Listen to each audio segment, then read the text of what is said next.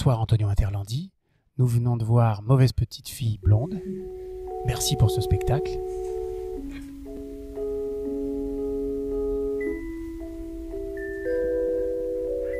Tout le monde dit qu'il faut être très gentil avec elle. Et les fourchettes qui tombaient, et les assiettes et les petits pois. Et Nanny, elle s'est mise à pleurer tellement elle était énervée de ne pas me retrouver.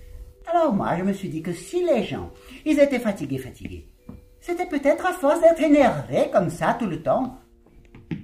C'est toujours la fête, c'est chouette. Les trucs de Chine sont arrivés très très vite. Je ne suis pas une méchante fille. Pourquoi est-ce que vous pensez que vous avez fait ce spectacle ? Pierre m'a proposé le texte, je ne connaissais pas, donc il m'a envoyé ça, il dit lis ça, si ça te plaît, on le fait. Et c'était une surprise, je ne m'attendais pas du tout à ça, je pensais complètement à autre chose, parce qu'on avait cette idée de faire quelque chose ensemble, créer quelque chose. Et quand j'ai lu le texte, je trouvais ça mais formidable pour un comédien, surtout si l'enjeu était de ne pas mimer la petite fille, pas avoir des couettes ou bon, j'ai une jupe, mais c'est à peu près tout ce qu'il y a de la petite. Et c'est ça qui m'a challengé. Et je trouve que c'est un cadeau, vraiment, pour un acteur de jouer quelque chose absolument impossible et à l'opposé de lui.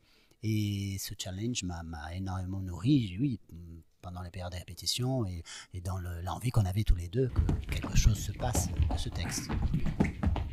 Qu'est-ce que vous pourriez nous dire sur le déroulement des répétitions ? Eh bien, ce spectacle, on a commencé à répéter pendant le premier confinement, donc on était surpris, on a été attrapés par ça.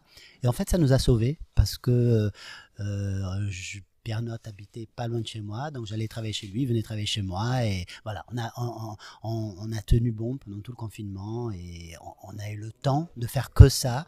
Donc ça a été très riche pour le processus de création aussi, mais voilà, ça s'est passé dans ce moment si particulier. Et après, ça a continué. On a mis à peu près 1 an pour monter, pour apprendre le texte par cœur, qui est assez compliqué. Mais oui, le processus a duré 1 an. Oui, oui. Il est gros, comme ça. Qu'est-ce que vous avez pensé du spectacle que vous venez de voir ? Écoutez, j'ai adoré ce spectacle. C'était un très bon texte et c'était très très bien joué. C'était une découverte d'un auteur que je ne connaissais pas. Elle est bizarre aujourd'hui, Laïla. Très beau. Il a bien été joué, je trouve, par l'acteur qui faisait de bonnes intonations pour les chutes. Je toussais, je crachais, je me cognais partout tellement fort que Nanny, elle est rentrée dans la salle. Est-ce que vous avez reconnu des phrases que vous auriez pu dire puisque vous avez été une petite fille, vous aussi ?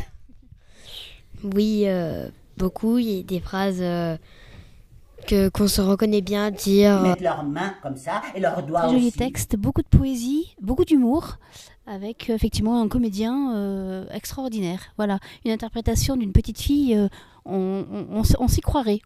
Maintenant, tu es une grande fille. Et elle m'a dit que c'était bientôt fini, le doudou, les poupées, et les histoires et les caprices. Une dernière question, qu'est-ce que vous auriez comme conseil à donner à des jeunes acteurs, des jeunes actrices qui se lancent dans le métier ? De faire ce qu'ils ont envie, apprendre beaucoup et après désapprendre tout, oublier pour pouvoir avoir une fraîcheur au moment où ils font quelque chose et de croire à leur projet. Nous, on a commencé en plein confinement, sans production, on avait vaguement un théâtre en Avignon, mais voilà, on a vraiment, oui, on a cru dans ce qu'on a fait. Je crois que c'est ça le principal, croire. Bravo, merci et bonne soirée.